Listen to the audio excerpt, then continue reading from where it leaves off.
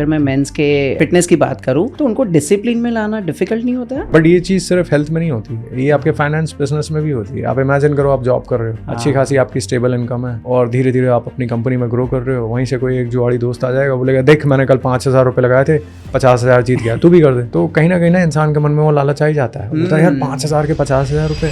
अगर आज से मैं फिटनेस जर्नी चालू कर रहा हूँ और मैं ओवरवेट हूँ, मुझे कंट्रोल करना है, तो what should be the ideal weight loss in KGs I should expect in a month? आप अगर एक्सरसाइज करते हैं और आप मसल्स बिल्ड करते हैं तो मसल्स जो होते हैं वो आपका मेटाबॉलिक रेट जो होता है उसको चेक में रखते हैं। दूसरा, मसल्स जो होते हैं, आपको मसल लूज नहीं करना है, आपको सिर्फ कितना परसेंटेज कंट्रीब्यूशन एक्सरसाइज का होता है और कितना न्यूट्रिशन का होता है अगर मुझे वेट लॉस? टेक्नोलॉजी एक ऐसी चीज़ है जिसमें आपको ओपिनियन थोड़ा सा ओपन रखना चाहिए, क्योंकि कई बार लोग गलत हो चुके हैं और आगे भी होते रहेंगे।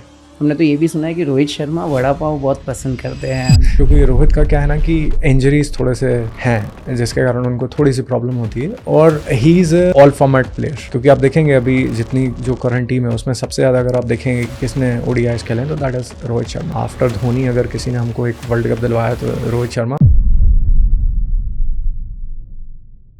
आपको कुछ तो ऐसा किक मिला रहेगा जस्ट ये स्टार्ट करने के पहले कि हाँ यार मुझे ये इंडस्ट्री में जाना है। आई एम वेरी श्योर जब आप 14 की एज पे रहोगे तो बहुत सारे ऑप्शंस आपके पास रहेंगे। क्यों फिटनेस को ही आपने चूज किया? कभी सोचा ही नहीं था। अच्छा, ऐसा? एक्चुअली सब चीज़ें अपने आप होती चली गई। अब अगर मेरा लिंक्डइन का बायो देखेंगे तो उसमें दिखेगा कि आई एम एक्सीडेंटल एंटरप्रेन्योर। मतलब accidentally I became a businessman, और मैं लाइफ में कभी सोचा नहीं था। And I was in IT. 8 साल मैंने आईटी में ही काम किया है। सो आईटी में आई वाज इन एसएपी।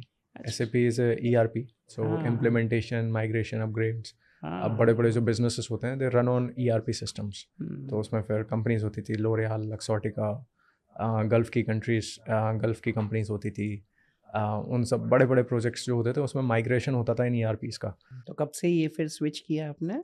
तो फिर मुझे लगा कि यार अब इसको थोड़ा सा अपनी जो वहाँ बैंगलोर में मुझे थोड़ी हैबिट्स भी लग गई थी स्मोकिंग और ड्रिंकिंग की, जो कि बैंगलोर में काफ़ी कॉमन है। तो यहाँ के सबसे पहले मैंने अपनी हैबिट्स क्विट की। उसके बाद मैंने सोचा कि यार I have to focus back on my fitness. तो वो स्टार्ट किया। फिर एक चीज़ से दूसरी चीज़ हो गई। MTV फिटनेस फ़ैन करके उस टाइम पे एक छोटा सा कंपटीशन अरेंज हुआ था, so I made it to that. और टीवी पे 5 मिनट का फेम भी मिल गया था। फिर उसके बाद में फिर मेंस हेल्थ में दे फीचर्ड माई जर्नी कि यार देखो ये आईटी में होने के बाद मैं ही सो फिट। वहाँ से फिर लोग मुझे पूछने लगे कि आप मुझे भी ट्रेन कर दो, मुझे भी फिट कर दो। तो वहाँ से फिर हमने व्हाट्सएप ग्रुप बनाया। व्हाट्सएप ग्रुप में जब बहुत लोग जुड़ गए, काफ़ी ज़्यादा लोग जुड़ गए यहाँ वहाँ से, और मैं फ्री में ट्रेन करता था। तो वहाँ से फिर मैंने उनको फेसबुक ग्रुप बनाया। ओके। और फेसबुक ग्रुप बनाने के बाद में फिर और लोग जुड़ गए। फिर किताब भी लिखी है गेट श्रेडर नाम की, जो कि फ्रीली अवेलेबल है सबके लिए।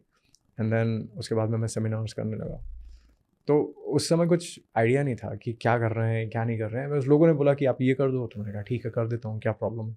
और मैं हमेशा पैशनेट था बस फिटनेस के लिए। फिर फ्री सेमिनार्स करते करते पेड सेमिनार्स कर दिए। पेड सेमिनार्स यहाँ इंडिया, बाहर, IITs, IIM सब जगह जाके सेमिनार्स कर दिए। फिर उसके बाद में लोगों ने बोला अच्छा आप हमें पर्सनली ट्रेन तो करो। तो एक एक करके देन आई वाज लाइक यार मैं पर्सनली इतने लोगों को कैसे ट्रेन करूँगा। तो फिर वहाँ से आइडिया आया कि मैं लोगों को पर्सनली ट्रेन करूँ, उससे अच्छा ये होगा कि मैं अपना एक प्लेटफॉर्म बनाऊँ ऑनलाइन, जिसमें कि कोच रहेंगे। और मैं व्हाट्सएप पे तो ट्रेन कर ही रहा था ऑनलाइन, तो मुझे पता है कि ऑनलाइन काम कर सकता है अगर लोग सही से करें तो एक प्लेटफॉर्म बनाऊँ। वहाँ पे मैंने इनिशियली हमारे 14-15 कोचेस थे, और कोचेस को हमने वहाँ पे लिस्ट कर दिया। और ये था कि अगर आपको फिट होना है तो आप इस कोच के साथ में एनरोल कर लो, और अगर आपको रिजल्ट नहीं मिलेंगे तो आपको पैसे वापस मिल जाएंगे। अब ये हम बात कर रहे हैं 2014-15 की। उस समय इंस्टाग्राम इतना नहीं था, नया नया जस्ट आया ही था। तो फेसबुक ही सबसे मतलब मेन था। और उस समय ना स्पेशली जो ओल्डर पॉपुलेशन थी, वो आज भी अगर आप देखो तो ओल्ड पॉपुलेशन ज़्यादातर फेसबुक पे ही रहती है। तो हमारे जो मेन क्लाइंट्स भी होते हैं वो 30-35 साल के बाद के होते हैं। ज़्यादा हमारी कंपनी में 80% जो क्लाइंट्स हैं वो 30-35 से 80 साल की उम्र के हैं। यंग क्लाइंट्स बहुत कम मिलेंगे आपको। तो वो थोड़े से सीरियस लोग रहते हैं। तो उन्होंने जब देखा कि यार यहाँ पे ट्रस्ट भी है, ट्रांसपेरेंसी भी है, मनी बैक गारंटी भी है, तो उन्होंने फिर हमारे साथ में काम करना शुरू किया। और कोई मार्केटिंग नहीं की। 90,000 रुपये की वेबसाइट थी। पहले ही साल में हमारा ऑलमोस्ट 9 करोड़ का बिजनेस हुआ। फिर अगले साल 9 करोड़ से बढ़ के ऑलमोस्ट 14-15 करोड़ हुआ। फिर 25 करोड़, 30 करोड़, धीरे धीरे करके 2019 तक 50 करोड़ हमारा बिजनेस हर साल का टर्नओवर होने लगा। तो फिर ऐसे चीज़ें बढ़ती चली गई। अभी ये है कि अब now we do almost 100+ crore every year. और थैंकफुली अभी प्रॉफिटेबल भी है। अमेजिंग अमेजिंग, क्या Yes. जर्नी है सच में। व्हाट्सएप ग्रुप से स्टार्ट हुआ था, पैशन से स्टार्ट हुआ था, और फिर यहाँ तक सच इंस्पिरेशन। लेकिन इसमें एक चैलेंज सबसे बड़ा आता है ना, अगर मैं मेंस के फिटनेस की बात करूँ तो उनको डिसिप्लिन में लाना डिफिकल्ट नहीं होता है? हाँ, डिसिप्लिन में लाना लोगों को ज़रूरी होता है, बट उसके लिए आई थिंक सबसे मेन जो चीज़ रहती है कि इंसान इनडिसिप्लिन क्यों है। तो डिसिप्लिन के बारे में हम बाद में बात करेंगे, पहले ये समझते हैं कि इनडिसिप्लिन क्यों है इंसान। तो इनडिसिप्लिन के बहुत चुनिंदा कारण होते हैं। देखिए, सबसे पहले तो अगर आप इनडिसिप्लिन लोगों के साथ में रह रहे हो तो वहाँ से ही आपका इनडिसिप्लिन आता है। बचपन में आप बच्चों के साथ में खेलते थे क्योंकि सब बच्चे खेलते थे, तो आप भी खेलते थे क्योंकि वहाँ अब बच्चे थोड़ी ना सिगरेट या दारू पीते हैं, उनको तो मज़ा आता है खेलने कूदने में। आप उनके साथ खेलते कूदते थे, फिट रहते थे। Correct. जैसे जैसे आप बड़े होते चले गए, आप गलत लोगों की संगति में ज्वाइन करते गए। अब वो लोगों को खेलने कूदने में मज़ा नहीं आता है, उनको आता है दारू पीने में, सिगरेट पीने में। उन्होंने किया तो आपने भी कर लिया। तो बेसिकली आप बहुत कुछ जो देखेंगे वो एक तो आपकी संगत का असर है। तो आप डिसिप्लिन कैसे होंगे, वो संगत बदलो। संगत बदलने से आपका 90% काम आपका वहीं पे हो जाएगा। आप सही लोगों के साथ में रहना, उठना, बोलना और शुरू कर देंगे तो आधे से ज़्यादा तो प्रॉब्लम्स आपकी वहीं सॉल्व हो जाएगी। हाँ, उसमें ज़्यादातर लोग तो आपको बोलेंगे कि यार मेरे पास एक्चुअली टाइम नहीं होता है ना इसके हाँ। लिए, तो टाइम का भी एक प्रॉब्लम होता है ना बहुत सारे लोग। इनफैक्ट ये मैं मेरा पर्सनल स्टोरी बता रहा हूँ। यस, मतलब आज से, मतलब मैंने तो कितने सारी जगह पर काइंड ऑफ जिम में और सब जगह पर हम बोलते हैं उसको हमारी कॉमन लैंग्वेज में कि डोनेशन दिया है, कि हम जाते एक एक साल का सब्सक्रिप्शन लेते और फिर हाँ थोड़े दिन स्टार्टिंग में मोटिवेशन रहता है, और लेकिन बाद में यार टाइम नहीं मिल रहा है, आज सुबह ये है वो है। तो ये चीज़ कैसे मैनेज करना चाहिए? यार देखिए, टाइम का तो ऐसा होता है कि टाइम एक्सक्यूज़ है, और ये मैं आपको प्रूव करके भी बता सकता हूँ क्योंकि देखिए, हर इंसान के पास जो चीज़ उसके लिए ज़रूरी है उसके लिए उसके पास टाइम रहता है। 24 घंटे हैं भाई, आप 8 घंटे काम करते हैं। काम क्यों करते हैं? पैसा कमाने के लिए। करेक्ट। तो वेल्थ आपके लिए ज़रूरी है, इसलिए उसके लिए 8 घंटा डिवोट कर रहे हैं। हेल्थ आपके लिए ज़रूरी नहीं है, इसलिए आप 1 घंटा भी उसके लिए डिवोट नहीं कर रहे हैं। सो ट्रू, तो सो ट्रू, समझने जैसी बात है। जो चीज़ आपके लिए ज़रूरी है उसके लिए आपके पास हमेशा टाइम रहेगा। जो चीज़ हाँ, आपके पास आपके लिए ज़रूरी नहीं है उसके लिए आपके पास में टाइम नहीं रहेगा। तो it's a matter of priority. So true, so true. नहीं, ये प्रायोरिटी सेट करना तो बहुत ज़्यादा इंपॉर्टेंट होता है, लेकिन कभी ना कभी एक, जैसे आपने बहुत करेक्टली बताया, मेरे साथ तो ऐसा बहुत बार होता था कि हम ऐसे डिसिप्लिन में रहेंगे कि Yes. अरे नहीं यार अभी तो फिटनेस एकदम रखना ही हाँ, है, इतने हाँ। दिन का चैलेंज लेंगे, उतने दिन का चैलेंज लेंगे। लेकिन फिर कोई एक फ्रेंड आ जाएगा, अरे यार हाँ। चलना पार्टी, चीट करते हैं, आज तेरा चीट डे। बाद में वो टेस्ट लग जाता है तो बाद में यस, चले ही जाते हैं। आई एम श्योर बहुत सारे लोगों का ये एक्सपीरियंस हुआ रहेगा। 100%। बट ये चीज़ सिर्फ हेल्थ में नहीं होती है, ये आपके फाइनेंस बिजनेस में भी होती है। आप इमेजिन करो, आप जॉब कर रहे हो, अच्छी खासी आपकी स्टेबल इनकम है, और धीरे धीरे आप अपनी कंपनी में ग्रो कर रहे हो। वहीं से कोई एक जुआड़ी दोस्त आ जाएगा, बोलेगा देख मैंने कल 5,000 रुपये लगाए थे, 50,000 जीत गया, तू भी कर दे। तो कहीं ना इंसान के मन में वो लालच आ ही जाता है। वो बोलता है यार 5,000 के 50,000 रुपये, चल मैं भी करता हूँ। और इसी तरह से लोग लॉटरी, सुट्टा, गैम्बलिंग, आजकल जो फैंटेसी गेमिंग चल रही है, वो सब कैसे हो रहा है? वो अट्रैक्ट करता है लोगों एक को बस। गलत इंसान 50 लोगों को उसमें फंसा देता है। और होता ही है कि वो जो इंसान है ना, वो खुद के पैसे, उसके पैसे डूब नहीं रहे हैं। अब उसको ये पता चल गया है कि जब बाकी लोग लगाने लगे हैं पैसे और मुझे कमीशन मिल रही है, तो मैं इनको ही लुटाता हूँ ना, मैं कमीशन से पैसे बना लूँगा। Influencer marketing. So true, so true. जब सोचे कि हाँ यार मुझे अभी चलो थोड़ा फिट रहने की ज़रूरत है, तो क्या क्या पैरामीटर्स उनको ध्यान रखने चाहिए? मतलब आई एम वेरी श्योर कि एक तो एक्सरसाइज Yes. सबसे ज़्यादा इंपॉर्टेंट है, Yes. और क्या क्या चीज़ें हैं? बहुत ही बुनियादी चीज़ें। देखिए, 4 चीज़ें मैं लोगों को बोलता हूँ फोकस करने के लिए: मोशन, न्यूट्रिशन, हाइड्रेशन और रेस्ट। मोशन यानी आप जितना ज़्यादा चलेंगे फिरेंगे उतनी ज़्यादा आपकी बॉडी एक्टिव रहेगी, राइट। उसके बाद में फिर होगा न्यूट्रिशन। अब न्यूट्रिशन में 3 चीज़ें होती हैं: कार्बोहाइड्रेट, फैट्स और प्रोटीन। ये हमारी बॉडी के लिए ज़रूरी मैक्रो न्यूट्रिएंट्स हैं। अब होता ही है कि लोग फैट्स और प्रोटीन, तो फैट्स और कार्बोहाइड्रेट्स तो बहुत खाते हैं, लेकिन प्रोटीन कम खाते हैं। और एक प्रोटीन लेवरेज करके थ्योरी होती है, जो बेसिकली हमारी बॉडी में तीनों जो न्यूट्रिएंट्स हैं उनकी इक्वल अमाउंट में ज़रूरत पड़ती है। ओके। और अगर आप कोई भी एक न्यूट्रिएंट कम खाओगे तो आपको बाकी दोनों न्यूट्रिएंट ज़्यादा खा के उस चीज़ को कंपनसेट करना पड़ेगा। तो अब क्या हो रहा है कि आप प्रोटीन कम खा रहे हो, तो बॉडी बोल रही है ठीक है भाई, ज़्यादा फैट्स और कार्बोहाइड्रेट्स खा लो, कम से कम वैसे ही मेरा पेट भरे। क्योंकि आपके जो इंटेस्टाइन होते हैं उसमें हर एक मैक्रोन्यूट्रिएंट के अलग अलग आपके सेटाइटी हार्मोन्स होते हैं। जैसे प्रोटीन हो गया तो उसका PYY हो गया, ये आपका फैट्स हो गया तो उसका कोलेसिस्टोकिनिन हो गया, फिर आपका कार्बोहाइड्रेट्स हो गया तो उसका GLP-1 हो गया, राइट। तो अब लोग क्या कंज्यूम कर रहे हैं? कार्बोहाइड्रेट्स और फैट्स। तो आपका ये तो हो गया, लेकिन PYY जो आपका है वो कभी एलिवेट ही नहीं हो रहा है। और ज़्यादातर लोगों में क्या होता है, GLP-1 स्टंट हो जाता है क्योंकि आप बहुत ज़्यादा कार्बोहाइड्रेट्स और फैट्स कंज्यूम कर रहे हो। और इसीलिए आजकल जो आपने ओबेसिटी ड्रग्स आए हैं, सेमाग्लूटाइड के बारे में सुना होगा, तो वो क्या करता है, आपका अगर GLP-1 का रिस्पॉन्स स्टंट हो चुका है बॉडी में, तो आप आर्टिफिशियल GLP-1 दे दोगे तो लोगों को भूख लगनी बंद हो जाएगी, वो बोलेंगे मुझे नहीं खाना कार्बोहाइड्रेट्स। ये सब सेफ होते हैं? अब देखिए, कोई भी मेडिसिन सेफ 100% नहीं होती है, क्योंकि मेडिसिन जो होती है उसका काम ही होता है कि बॉडी में कुछ ना कुछ ऐसे चेंजेस करना जिससे कि आपके एग्जिस्टिंग प्रॉब्लम्स चले जाएं, बट वो आपकी फिजियोलॉजी जो है 100% रिकवर नहीं करेगी। क्योंकि देखिए, आपका बॉडी जो है नेचुरली GLP-1 रिलीज़ करती है। अगर आप आर्टिफिशियल GLP-1 दोगे तो बॉडी आपका नेचुरल GLP-1 रिलीज़ नहीं करेगी। जितना लंबे समय तक आप आर्टिफिशियल GLP-1 पे रहोगे, आपका नेचुरल जो GLP-1 आपकी बॉडी रिलीज़ कर रही थी, उसके रिकवर होने के चांसेस कम होते जाएंगे। तो अब या तो लाइफ लॉन्ग GLP-1 पे रहो, या जिस दिन आप उससे चले गए वापस पूरा वेट वापस। और वो वापस आएगा तो अब वो ऐसे अकेले नहीं आएगा, वो पूरा एकदम सच धज के आएगा कि बेटा अब की बार तो तूने मुझे कम कर लिया, अगली बार नहीं कम करने दूंगा। करेक्ट। इवन जिम में भी जाते तो बहुत सारे लोग वो बॉडी वगैरह दिखाने के लिए प्रोटीन पाउडर का ज़्यादा यूज़ कर लेते कि नहीं यार, मतलब ये प्रोटीन ले लेंगे या कुछ तो ऐसा। तो कहीं ना कहीं तो ये है कि जब तक वो आप ले रहे हो इनटेक तब तक ठीक है, लेकिन फिर मैंने ये भी सुना है कि जब आप वो छोड़ दोगे तभी वो डबल स्पीड से बूस्ट करेगा। हाँ देखिए, अब प्रोटीन पाउडर ऐसा है कि प्रोटीन जैसे उसमें भी अपने इंडिया में डुप्लीकेट काफ़ी मिलते हैं। 70% जो प्रोटीन सप्लीमेंट्स हैं इंडिया में वो फेक हैं, और उनमें हैवी मेटल भी होता है, अमीनो स्पाइकिंग भी होती है। कई लोग तो स्टेरॉइड के जो टैबलेट्स होते हैं, डायनामोल वगैरह, वो भी डाल के दे देते हैं। तो मैं जनरली लोगों को ये रिकमेंड करता हूँ कि आपको प्रोटीन पाउडर से लेने की ज़रूरत नहीं है। पहले अगर आपको अगर प्रोटीन पाउडर लेना है, पहले समझो तो सही कि प्रोटीन आप ले क्यों रहे हो, और क्या आप वो अपनी डाइट से ले सकते हो कि नहीं। क्योंकि आप अगर वेजिटेरियन हो, जो कि इंडिया में लार्जली लोग वेजिटेरियन हैं, और अगर आप नॉन वेजिटेरियन हो, 100 ग्राम प्रोटीन लेना आपकी डाइट से आपके लिए बहुत ईजी है। अगर आप वीगन हो तब समझ में आता है कि ठीक है यार, आपके पास में डेयरी नहीं है, आपके पास में दूध नहीं है, दही नहीं है, पनीर नहीं है, तो लिमिटेड ऑप्शन है। उस केस में अगर आप प्रोटीन लेते हो तो समझ में आ जाता है। बाकी अगर ये सब करने के बाद में अगर कोई एथलीट है और वो अपना लेट्स से उसका प्रोटीन कंजम्पशन उसको बढ़ाना है, तो उस केस में अगर आप वे प्रोटीन ले रहे हो जेन्युइन सोर्सेस से, तो कोई गलत चीज़ नहीं है, वो आप ले सकते हो, उसको कोई प्रॉब्लम नहीं है। बट ये है कि उस पर डिपेंडेंसी आपको ज़्यादा बढ़ानी नहीं है। या आप ये नहीं बोल सकता कि मैं जब तक प्रोटीन नहीं लूँगा, सप्लीमेंट नहीं लूँगा, तब तक मेरी बॉडी नहीं बनेगी, वो गलत है।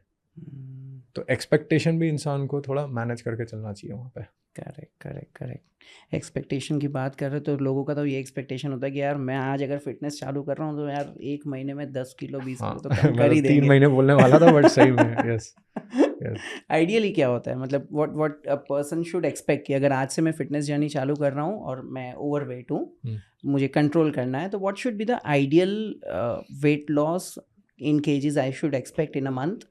आइडियल कुछ नहीं होता है, क्योंकि सब लोगों का अलग अलग तरीका होता है, और वो डिपेंड उनके current state of the health पे भी पड़ता है। अगर कोई एक हेल्दी इंडिविजुअल है, जिसको कोई क्रोनिक प्रॉब्लम्स नहीं है, जिसको लेट्स से हाइपरटेंशन नहीं है, उसको इंसुलिन की ज़रूरत नहीं है, डायबिटिक नहीं है वो, तो उस इंसान को जल्दी जल्दी लूज़ करवाने कोई फ़ायदा नहीं है। वो आराम से कर सकता है और उससे सस्टेनेबिलिटी भी हो जाती है।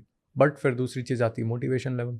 अगर उसका वज़न कम हो रहा है और उसको समझ में नहीं आ रहा है कि कुछ कम हो रहा है धीरे धीरे, तो हिल लूज़ इंटरेस्ट, राइट। तो वो सारी चीज़ें एक कोच जो होता है वो गेज करके बताता है कि यार इस इंसान को रिजल्ट लेके आने हैं, इसका मोटिवेशन लेवल, इसकी करंट कोमोर्बिडिटीज़ कौन सी हैं उनको ध्यान में रखते हुए, और इसका लाइफ स्पैन अपन कितनी जल्दी कितना इम्प्रूव कर सकते हैं, उन सब चीज़ों के ऊपर वो डिपेंड करता है। जैसे मैंने नास डेली का जब ट्रांसफॉर्मेशन हुआ था नुसायर का, तो ही वॉज 20% बॉडी फैट, 20% से हम लेके आ गए 10% बॉडी फैट लाने में। वो 3 महीने में भी कर सकते हैं, but he still fit, almost completing 1+ years, और वो आज भी ट्रेनिंग कर रहे हैं। It's become a sustainable part of his life. तो वो अभी तक he is able to do it because we did it in a sustainable and slow manner. अभी भी उनका वजन 70 किलो ही है, right, after 1 year of exiting the transformation challenge. वहीं दूसरी तरफ मैं दीपक पॉस्कर, जिनको मैंने ट्रेन किया था, उनका HbA1c वॉज 12.7। अब 12.7 जिसका HbA1c होता है, he is like not just diabetic, उसको बहुत सारी प्रॉब्लम्स हैं, right. He also had this thing, आपकी स्किन ब्लैक हो जाती है, राइट। तो वो आपका it's a sign of insulin resistance and also dysregulated DNL। So he also had multiple other issues. सो अब उनके केस में ही इज़ ओल्ड, 50 साल के हैं। अब अगर उनको जल्दी आपने वज़न कम नहीं करवाया तो फिर प्रॉब्लम। क्योंकि मोटिवेशन लेवल्स भी कम होते हैं. सो ही लॉस्ट रफली 36 kgs now in a span of 7 months. और उनका अब now he is non diabetic, उनका HbA1c इज़ 5.5, पूरे जो निशान थे वो सब चले गए हैं. His insulin control is like absolutely in control, no medication, nothing. So depend करता है कि सामने वाला बंदा कौन है और उसका एंड गोल क्या है. अमेजिंग. कितना परसेंटेज कंट्रीब्यूशन एक्सरसाइज का होता है और कितना न्यूट्रिशन का होता है अगर मुझे वेट लॉस करना? दोनों का ज़रूरी होता है कंट्रीब्यूशन. देखिए वेट लॉस की अगर हम बात करें तो सिर्फ आप खाना जो होता है उससे आप वेट लॉस कर सकते हैं, लेकिन वेट लॉस अगर आप सिर्फ खाने से करेंगे तो वो वापस आ जाएगा, वो सस्टेनेबल नहीं है. क्योंकि आप अगर एक्सरसाइज करते हैं और आप मसल्स बिल्ड करते हैं तो मसल्स जो होते हैं वो आपका मेटाबॉलिक रेट जो होता है उसको चेक में रखते हैं. दूसरा, आप मसल्स जो होते हैं आपको मसल लूज़ नहीं करना है, आपको सिर्फ फैट लॉस करना है. जब आप खाना कम खाते हैं तो आप मसल भी लूज़ करते हैं, आप फैट भी लूज़ करते हैं, आप ग्लाइकोजन भी लूज़ करते हैं, आप वाटर भी लूज़ करते हैं. साथ ही साथ आप एक्सरसाइज नहीं करते हैं तो आपकी बोन मिनरल डेंसिटी भी लूज़ होती है. राइट. तभी इसीलिए आपने देखा होगा कि जब लोग क्रैश डाइट करते हैं तो थोड़े टाइम के लिए उनका 4-5 किलो वजन कम हो जाता है, बट तुरंत उनका वापस बढ़ भी जाता है.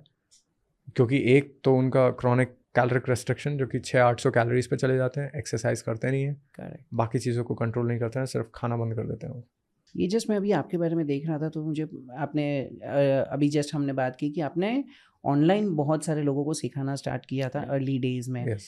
तो स्टार्टिंग में जब मेरे साथ भी ऐसा होता था कि मैंने जब फिटनेस जर्नी चालू की थी, ऑब्वियसली मैं अभी भी इतना फिट तो हूँ नहीं, लेकिन स्टार्टिंग में वो मोटिवेशन संभालना बहुत डिफ़िकल्ट होता है क्योंकि जो रिजल्ट दिखने चालू होते हैं वो आई थिंक सर्टन डेज़ के बाद चालू होते हैं.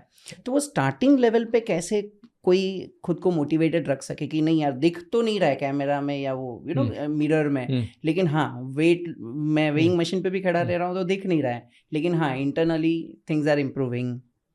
देखिए हेल्थ और वेल्थ जो होती है वो एक जैसी होती है. क्या हो गया ना कि हमें बचपन से सिखाया जाता है कि भाई पैसा इंसान मेहनत से कमाता है. हाँ. तो वहाँ इंसान को पता है कि मैं कितनी भी जल्दी कर लूँ पैसा मैं मेहनत से ही कमाऊँगा. पर लोग ये नहीं सिखाते कि हेल्थ भी मेहनत से कमाई जाती है, क्योंकि हेल्थ हमें मिलती है विरासत में, वेल्थ नहीं मिलती. तो वेल्थ कमाने के लिए लोग मेहनत करते हैं, तो वो बता के जाते हैं कि भाई वेल्थ कमाने के लिए तुम्हें मेहनत करनी है. हेल्थ विरासत में मिली है तो everybody takes it for granted. वो कोई बता के नहीं जाता है कि हेल्थ के लिए भी मेहनत करनी है. और वो कब बताते हैं? जब आधे वो बेड में पड़े होते हैं और तब उनकी बातें मायने नहीं रखती. करेक्ट. कुछ लोग ऐसे होते हैं ना जो कितना भी मतलब हमारे टीममेट्स में मैंने देखा है, इनफैक्ट बहुत सारे हमारे व्यूअर में भी ऐसा होगा कि कुछ लोग होते ऐसे हैं कि यार मैं कितना भी खा लूँ कितना भी कर लूँ लेकिन यार मैं मैं हेल्दी नहीं हो पा रहा हूँ या मेरा वजन नहीं बढ़ रहा है, वजन बढ़ नहीं रहा है. तो वैसे लोगों को क्या करना चाहिए? वजन बढ़ता है लोगों का, उनकी टमी बढ़ती है. और कई बार क्या होता है कि जो आपका थायराइड हार्मोन होता है जो कि आपका मेटाबॉलिक आपकी बॉडी में मेटाबॉलिज्म कंट्रोल करता है. हाँ. तो कई बार कुछ लोग जो होते हैं उनमें एक अंडर एक्टिव थायराइड सिस्टम होता है, दूसरे लोग जो होते हैं उसमें ओवर एक्टिव थायराइड सिस्टम रहता है. तो उसके कारण कुछ लोगों का मेटाबॉलिक रेट जो होता है वो डिफरेंट रहता है. अब मेटाबॉलिक रेट अगर लोगों का डिफरेंट रहता है तो उसके कारण लोग जिनका एक अंडर एक्टिव थायराइड है वो अगर कम खाना भी खाएंगे तो उनका वज़न थोड़ा सा ज़्यादा बढ़ता है, क्योंकि उनका BMR जो बेसल मेटाबॉलिक रेट होता है, बॉडी की जो डिमांड्स होती हैं वो कम रहती है. वहीं अगर किसी का ओवर एक्टिव थायराइड है तो उस केस में वो लोग थोड़ा सा अगर ज़्यादा खाएंगे तो भी उनका वज़न कम होगा. तो बट ये जो डिफरेंस होता है ये बहुत ज़्यादा नहीं होगा, इससे 200-300 कैलोरीज से ज़्यादा डिफरेंस नहीं होता. प्राइमरी डिफरेंस क्या होता है? उनके नीट लेवल्स. जो लोग एकदम दुबले पतले होते हैं ना, उनका रिसर्च में ये फाइंड आउट हुआ है कि वो लोग चलते फिरते ज़्यादा है या मूव ज़्यादा करते हैं या खड़े बहुत ज़्यादा रहते हैं. तो आप बैठे हुए बॉडी कम एनर्जी की खपत होती है बॉडी में, आप खड़े होंगे तो ज़्यादा होगी, वॉक करेंगे तो और ज़्यादा होगी, आप लोगों से झगड़ा करेंगे तो और ज़्यादा होगी. तो आप जितना ज़्यादा बॉडी को एक्टिव रखेंगे उतनी ज़्यादा आपकी बॉडी की खपत होगी. तो लोग खाना तो देख लेते हैं कि भाई खाना तो हम सेम खा रहे हैं, वो ये नहीं देखते कि आप 24 घंटे में से 23 घंटे बैठे हुए हो या लेटे हुए हो और वो व्यक्ति 24 घंटे में से 15 घंटे खड़े हुआ है. भले ही वो जिम नहीं जा रहा है, खड़ा हुआ तो है, तो उसकी बॉडी ज़्यादा कैलोरीज बर्न कर रही है. आप बैठे हुए हैं, आपकी बॉडी कम कैलोरीज बर्न कर रही है.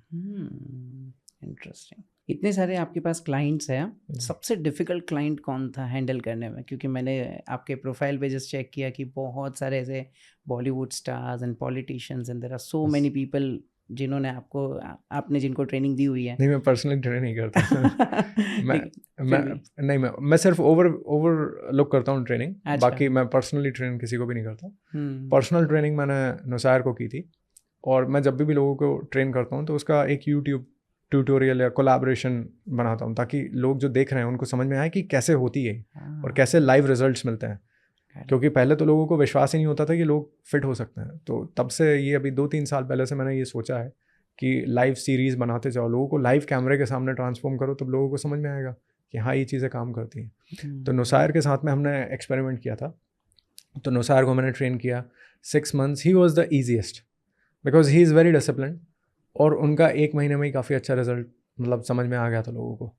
And he is very discipline. मतलब मुझे लगा नहीं था कि नुसायर को ट्रेन करना इतना ईजी होगा डिस्पाइट द चैलेंजेस, क्योंकि he is a vegetarian, he doesn't eat any milk related products. Then he was travelling. So जब मैं उसको ट्रेन कर रहा था, he was travelling almost 32 countries. तो 30 कंट्रीज़ उन्होंने ट्रैवल की 6 महीने में। उसके बाद में भी he was able to train. So very discipline.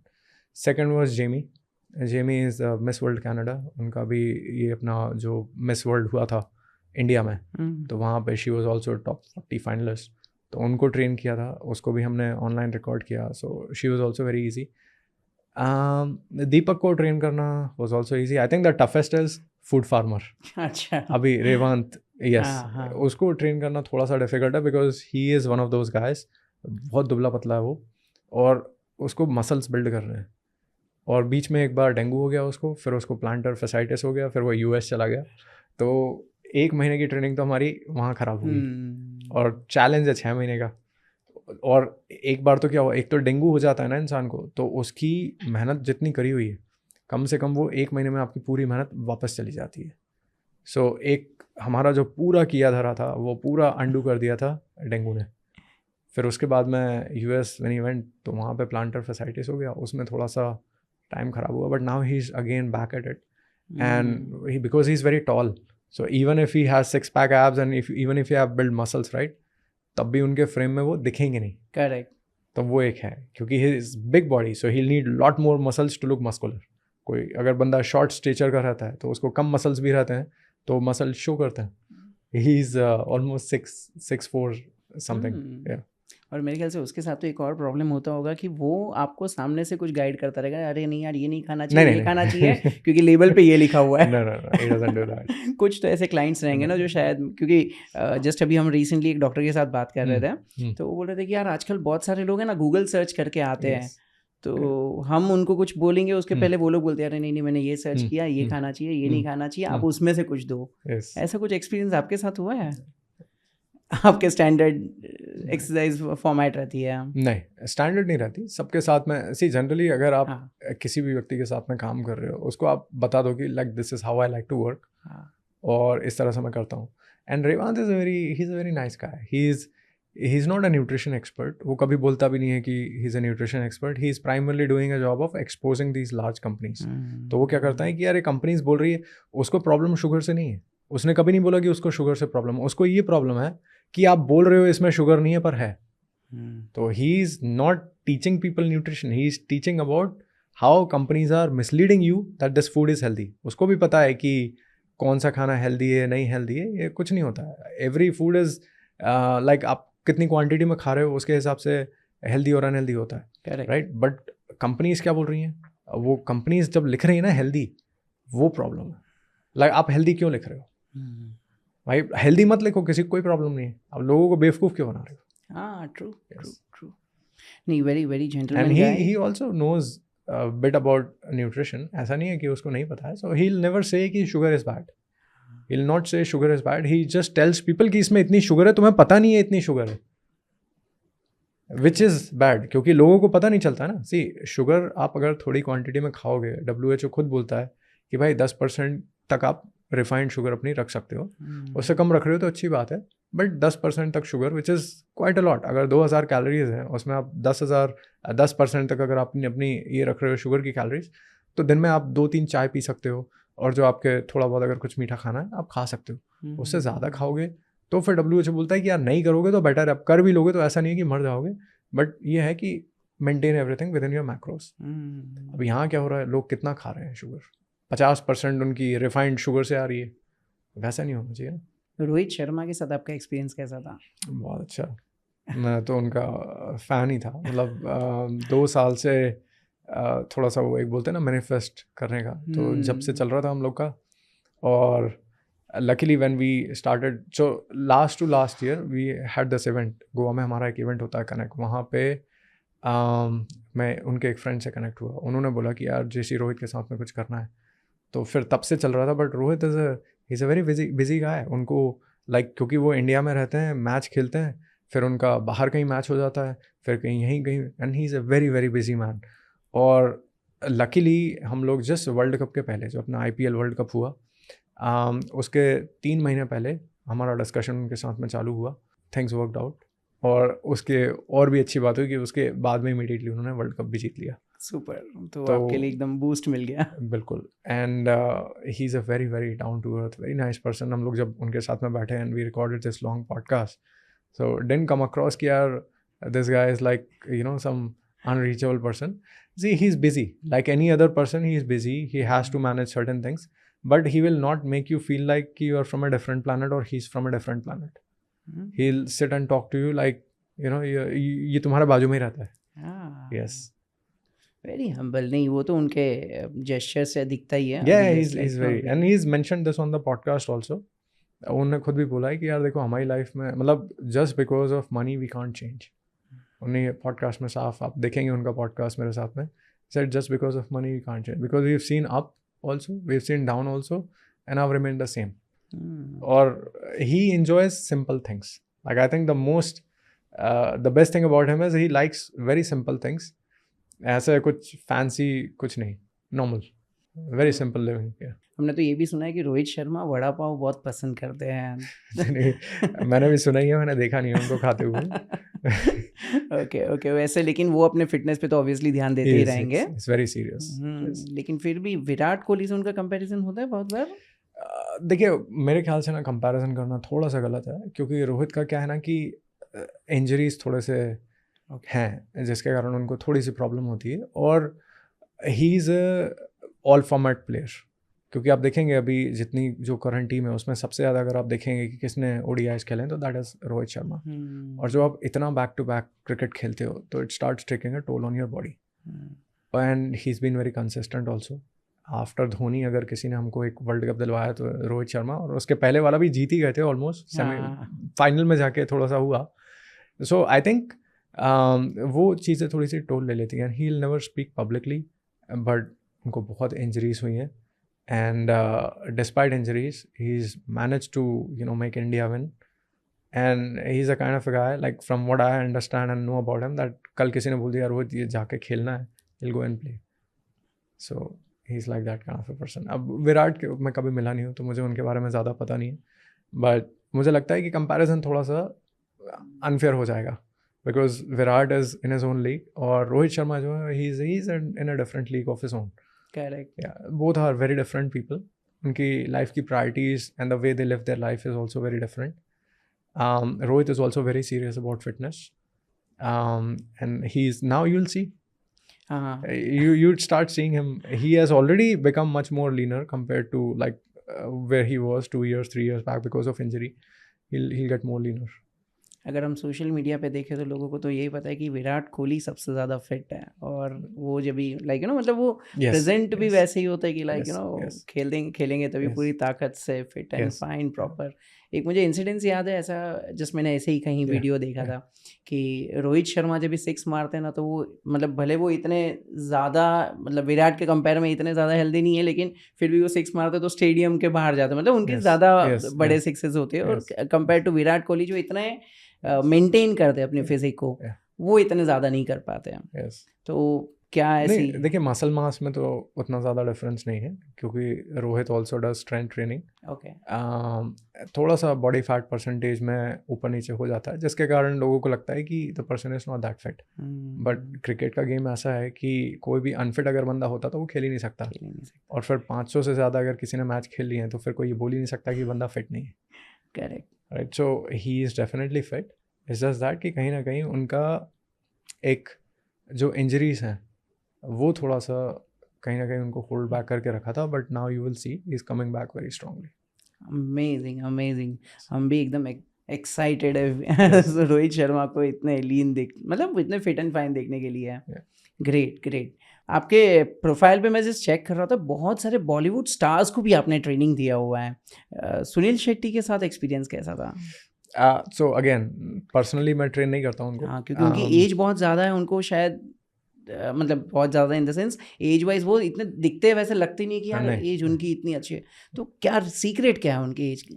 सो ये भी फनी स्टोरी है। अन्ना हमारी कंपनी का पार्ट बने ऑलमोस्ट 2018-19 में। He is one of the first people to believe in fitter, और तब से he is more like a Guru, mentor, friend.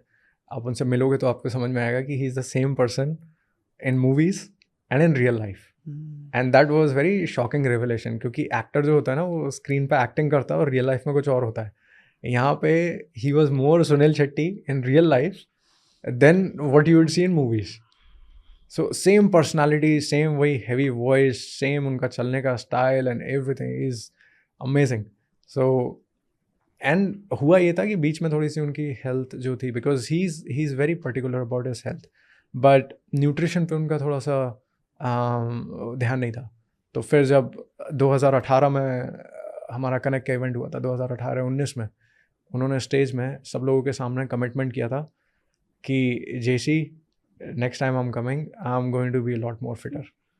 फिर उनका तब से हम लोगों ने उनको थोड़ा सा डाइट, न्यूट्रिशन ट्रेनिंग, बालाकृष्णा जो मेरा को फाउंडर है, he was training him and you know like उनको उन्होंने डाइट ट्रेनिंग वगैरह किया, और अभी भी चलता रहता है उनका। Now he is become so particular and so fit, it's crazy. I think I met him अभी 3 to 6 months बैक, और उनका कॉल भी आता रहता है। तो we always talk about fitness, nutrition, you know, sportsmen, startups, all those things. And he's an amazing individual. And if Anna accidentally is watching it, I love him so much. Great. आपके ऐसे dream client में कौन है कि हाँ ये भी हमारे प्रोडक्ट को, मतलब हमारी सर्विसेज को यूज़ करने चाहिए और हमारे लिए पोस्टर बॉय होने चाहिए? काफ़ी लोग करते हैं ऑलरेडी, और काफ़ी लोग जो थे ड्रीम्स के वो भी करते हैं, लेकिन अगेन थोड़ा सा कई बार NDA साइन करने पड़ते हैं, तो मैं बता नहीं सकता हूँ। बाकी अभी ऐसा कोई बचा नहीं है। जितने लोग थे वो सब ऑलरेडी यूज़ करते हैं, इंडिया में एटलीस्ट। इंडिया के बाहर के लोगों का वैसा पता नहीं, बट इंडिया में जितना था ड्रीम था कि ये लोग भी कभी करेंगे, इनसे भी कभी मिलेंगे, ये भी हमारे क्लाइंट बनेंगे, वो thank God they already are. And बस वही है कि थोड़ा NDA रहता है तो we can't talk about. I can understand. आपके स्टार्टअप के बारे में मुझे जानना है कि आपकी ये बिजनेस जर्नी कैसे रही, कैसे अच्छी थी। उतार चढ़ाव तो हर बिज़नेस में रहता है। देखिए स्टार्ट काफ़ी अच्छी थी, और जैसे मैंने बताया कि हमारा पहले ही साल में ऑलमोस्ट 9 करोड़ का बिज़नेस हुआ। फिर 2019 तक ऑलमोस्ट 50 करोड़ का बिज़नेस किया। फिर उसके बाद मैं वाई कॉम्बिनेटर गया, मैं US में, वहाँ से क्विट करके वापस आया इंडिया। फिर Sequoia search, Dream Capital, Elysian Park, इन कंपनीज़ ने इन्वेस्ट किया। थोड़ी ग्रोथ भी हुई कोविड के टाइम पे, काफ़ी अच्छे से ग्रो करे हम। उसके बाद में जब कोविड वापस चला गया तो लोगों ने ऑनलाइन की जगह ऑफलाइन में घुसना चालू कर दिया। तो उस कारण हमारा 2 साल काफ़ी ख़राब हुआ, बहुत ख़राब था। कंपनी ने काफ़ी लॉसेस भी किए। और उस टाइम पे एक टाइम ऐसा था कि company was on the brink of bankruptcy, but luckily Nitin Kamath was there and he came like an angel, और उन्होंने बोला JC can you turn this thing around? I said yes of course I can, and we turned it around and he invested in the company, and now we are back to being profitable, और सब कुछ अभी thankfully everything is good, we are growing also and we are profitable also. So business perspective से question है, लोगों को ऐसा लगता है कि टेक्नोलॉजी को बिजनेस में यूज़ करना, ये कभी कभी लोगों को लगता है कि नहीं यार कुछ इंडस्ट्री ऐसी है जो शायद ऑफलाइन ही रहेगी, वो कभी ऑनलाइन जाएगी नहीं। रिसेंटली अभी अगर हम बायजूस का एग्जांपल देखें एडटेक में, तो लोगों को लगता है कि नहीं यार ये टेक्नोलॉजी आई, देखो इतना बूम किया, ऊपर गए, लेकिन अभी यार वो लोगों को, इंडियंस को वो फिजिकल टच चाहिए, तो अभी भी लाइक वो कॉलेज में ही जाएंगे, स्कूल्स में जाएंगे, ऑफलाइन ट्रेनिंग सेंटर्स में ही जाएंगे। तो सेम आपके इंडस्ट्री में भी ऐसा हुआ? टेक्नोलॉजी वाज इट अ बून? हुआ लोगों ने, नहीं बहुत सारे लोगों ने उस चीज़ को चैलेंज भी किया। देखिए टेक्नोलॉजी इज़ एन इनेबलर। अब आपके पास में मान लीजिए सब्जियां हैं, अब सब्जियां हैं और आपके पास में चाकू है, आप चाकू का इस्तेमाल करके सब्ज़ी काट सकते हो, राइट? किसी को लगेगा कि यार ये अच्छा है, चाकू से कट रही है, कोई पुराने ज़माने का होगा तो वो बोलेगा नहीं मुझे चाकू से कटी हुई सब्जियां अच्छी नहीं लगती हैं। जबकि ऐसा कुछ नहीं है कि वो सब्जी में कटने से कुछ फ़र्क आ रहा है, उसका स्वाद चेंज नहीं हो जाएगा, आप उसको हाथ से तोड़ोगे या चाकू से काटोगे। बट लोग होते हैं तो उनका माइंड सेट रहता है। तो कई लोगों को लगता है कि टेक्नोलॉजी अच्छी है, कई लोगों को लगता है कि नहीं टेक्नोलॉजी सही नहीं है, बट अपने अपने कन्वीनियंस के ऊपर रहता है। जब हम लोगों ने स्टार्ट किया तो एक बहुत बड़ी जिम चेन थी उस टाइम पे, जो कि अब बैंकरप्ट हो चुकी है। उन्होंने बहुत ही गंदी तरीके से हमको ऑफिस में बुलाया था अपना और इंसल्ट किया था और बोला था कि आप मुझे अपने बिजनेस में इक्विटी दो। मैंने कहा आप क्या दोगे हमें? बोले हम हमारा नाम देंगे, हमारा नाम ही काफ़ी है। तो उस टाइम पे तो मैंने कुछ बोला नहीं, मैं आराम से निकल गया ऑफिस में से। मैंने कहा नहीं सर, नहीं चाहिए, आप रखो अपनी इक्विटी। बट कुछ साल बाद पता चला कि वो जिम चेन ख़त्म, बंद, बैंकरप्ट। तो कई बार ऐसा भी होता है कि आप माइंड सेट जो है ना आपका, वो थोड़ा सा ऐसा वाटर की तरह होना चाहिए, लिक्विड रहना चाहिए। जब जिस चीज़ की ज़रूरत पड़ जाए वो आपको करना चाहिए। आदर्शों सिद्धांतों पे चलना चाहिए, लेकिन टेक्नोलॉजी एक ऐसी चीज़ है जिसमें आपको ओपिनियन थोड़ा सा ओपन रखना चाहिए, क्योंकि कई बार लोग गलत हो चुके हैं प्रूफ, और आगे भी होते रहेंगे। तो जब किसी ने बोला है कि यार इंटरनेट नहीं है, इंटरनेट ख़राब है, अच्छी है, देखो ये भी नहीं बोल रहा हूँ कि इंटरनेट बहुत अच्छी चीज़ है। आज ह्यूमन का एवोल्यूशन से जो डेवोल्यूशन हो रहा है वो भी इंटरनेट का ही कारण है, बट आप प्रोग्रेस को रोक नहीं सकते। करेक्ट। अब वो प्रोग्रेस आपको मारने का काम कर रही है या प्रोग्रेस आपको पीछे लेके जा रही है, कुछ भी कर रही है, but progress in itself can not be stopped. तो टेक्नोलॉजी भी ऐसी चीज़ है। अब देखिए लोग बोल रहे हैं कि एडटेक ऑनलाइन काम नहीं कर सकता है। बहुत सारी कंपनीज हैं वर्ल्ड में जो ऑनलाइन ही है। ब्रिलियंट को देख लीजिए, कितनी अच्छी कंपनी है, Brilliant.org, $1 बिलियन कंपनी, राइट। उसके बाद में फिर आपके पास में और भी बहुत सारे एडटेक प्लेटफॉर्म्स हैं। आई थिंक फिजिक्स वाला इज़ देयर, तो वो भी ऑनलाइन ही चल रहा है। उनका भी ऑफलाइन भी है, ऑनलाइन भी, हाइब्रिड। अनअकैडमी है, वो भी चल रही है। तो एक गलत एग्जाम्पल ऐसा नहीं हो सकता कि बाकी चीज़ों के ऊपर जनरलाइज हो जाए। इंटरनेट के टाइम पे बहुत सारी कंपनीज थी, सारी कंपनीज ने सर्वाइव नहीं किया, बट आज देखिए माइक्रोसॉफ्ट, एप्पल, इंटरनेट कंपनीज ही हैं। So true, amazing example. मतलब ये थॉट प्रोसेस से कभी किसी ने सोचा ही नहीं था कि यार आप खाली नेगेटिव चीज़ों को देख रहे हो, पॉजिटिव भी तो देखो। देखना ही पड़ेगा। देखिए आप उसको रोक नहीं सकते। तो कैसा पानी का बहाव जैसा होता है प्रोग्रेस, और वो पानी के बहाव को रोकने चाहोगे तो आपको लगेगा कि आप रोक पा रहे हो, बट उसको कौन रोक सका। करेक्ट। अभी सेम मेरे ख्याल से एआई के साथ भी ऐसा हो रहा है। कुछ लोग बोल रहे हैं कि एआई आएगा तो ये हो जाएगा, वो हो जाएगा, लोगों की नौकरियां चली जाएगी। लेकिन कहीं ना कहीं आप प्रोग्रेस को रोक नहीं पाओगे। एआई आएगा, आपका काम लेने वाला है, आपको अपग्रेड करने की ज़रूरत पड़ेगी। बिल्कुल। आपने एआई का यूज़ किया है टेक्नोलॉजी वाइज कुछ? तो ज़रूरी है, आप उसको नहीं यूज़ करेंगे तो आप you are missing out on progress.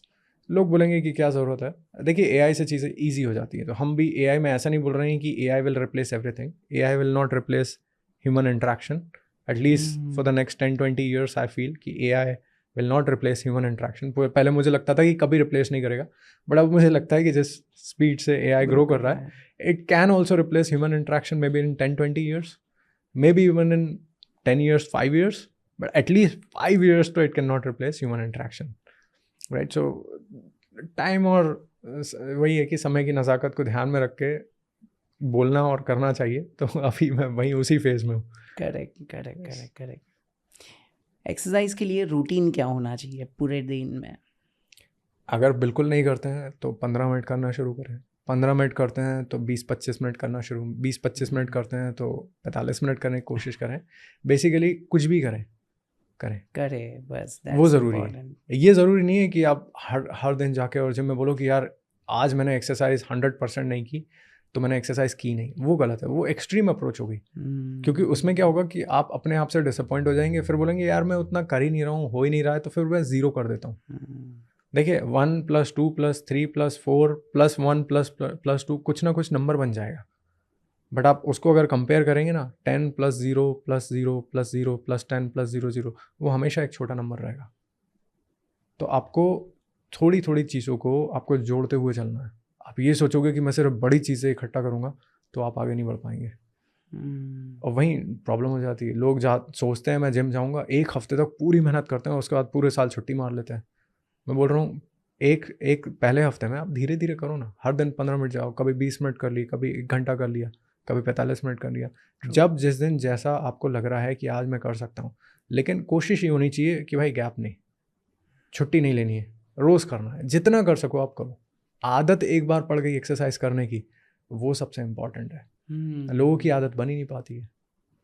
नहीं, एक हिसाब से मैंने ये भी नोटिस किया है कि जब भी मॉर्निंग में मैं जिम जाता हूँ, लाइक मैं जस्ट 1-2 बार ऐसे गया था, तो वो दिन पूरा ना फ्रेश महसूस करते हैं generally. Like you know people, there are so many people जो बोलते हैं कि नहीं यार करना इंपॉर्टेंट है ना, एक काम करते पूरा दिन कंप्लीट होगा फिर रात में करेंगे और बाद में जाके सो जाएंगे।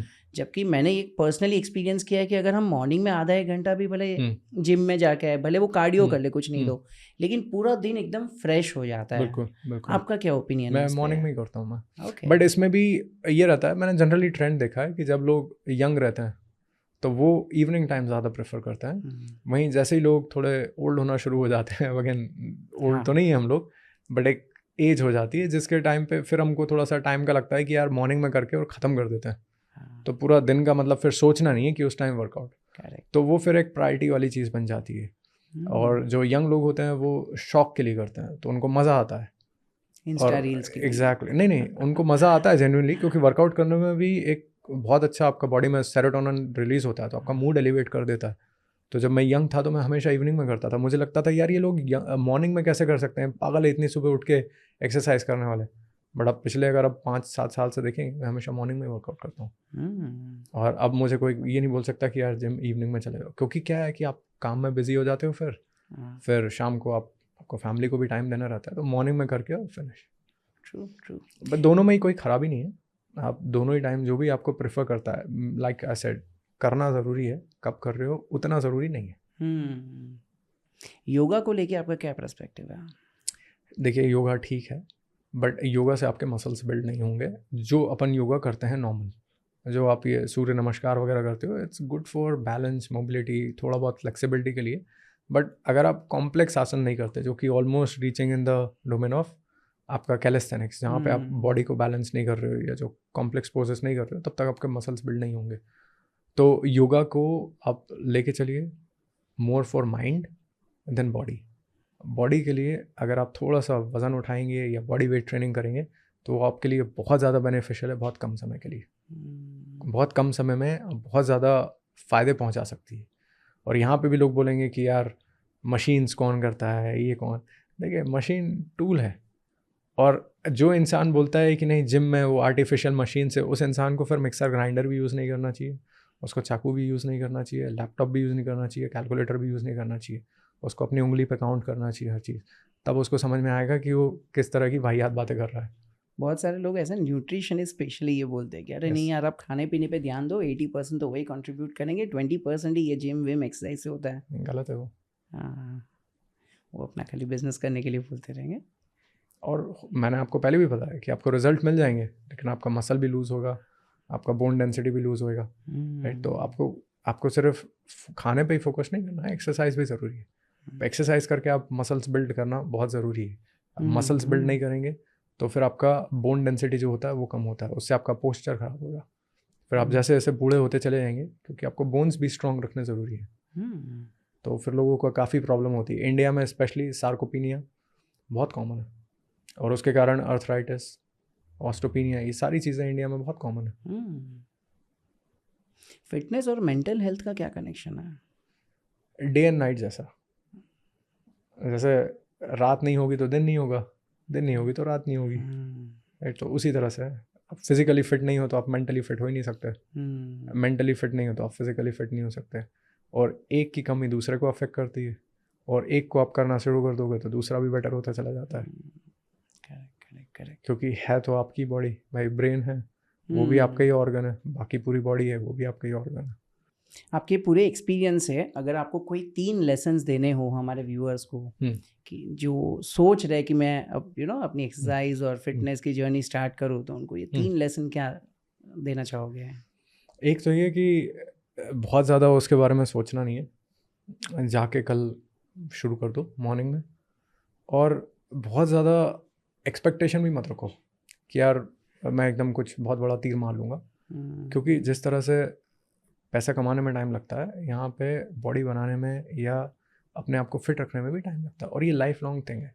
देखो इंसान अगर अमीर हो जाता है ना, तो ऐसा नहीं होता कि वो काम करना बंद कर देता है, क्योंकि आप जॉब पे जाते हो, हर महीने आपको तनख्वाह मिलती है। जिस दिन तनख्वाह मिलती है उस दिन ऐसा तो नहीं होता कि अब मैं जॉब छोड़ देता हूँ, मेरे पास इनफ पैसे हैं, क्योंकि आपको पता है कि जिस दिन आपने जॉब छोड़ दी आपकी इनकम कम होनी चालू हो जाएगी, और फिर आप वापस गरीब होना शुरू हो जाओगे, राइट। तो उसी तरह एक्सरसाइज में होता है भाई, एक्सरसाइज भी आपको हर दिन कमानी पड़ती है। जो आपकी बॉडी है, आपकी फिट बॉडी, वो हर दिन कमानी पड़ती है।